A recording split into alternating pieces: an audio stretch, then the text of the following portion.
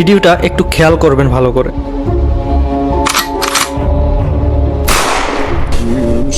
জীবনে অনেক মানুষের পরিচয় জানলেন, আজকে এমন একজনের পরিচয় বলবো। সেটা হচ্ছে আমার প্রিয় নবীজি হযরত মুহাম্মদ সাল্লাল্লাহু আলাইহি সাল্লাম। তিনি জন্মগ্রহণ করেন 570 খ্রিস্টাব্দে মক্কা নগরীতে।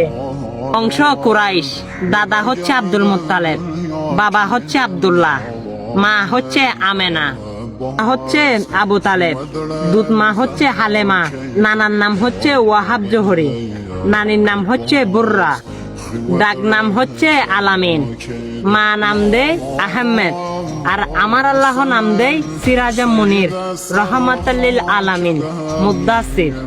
সুবহানাল্লাহ একবার মনতে মন চায় না? আর এমন একজন নবীর পরিচয় আপনাকে বললাম, আপনি সেই নবীর উম্মত। অবশ্যই আপনার উপর দায়িত্ব হয়ে গেছে এই ভিডিওটা শেয়ার করে দেওয়ার জন্য, কারণ অনেকেই আপনার জন্য এই বার্তাটা শুনতে পারবে, আর আপনিও সোয়াবের অংশীদার হবেন, আর সেই সোয়াবের মালিক হবেন, আর কঠিন হাসরের দিনে সে নবীর সুপারিশ আপনিও পেয়ে যেতে পারেন। আমিন।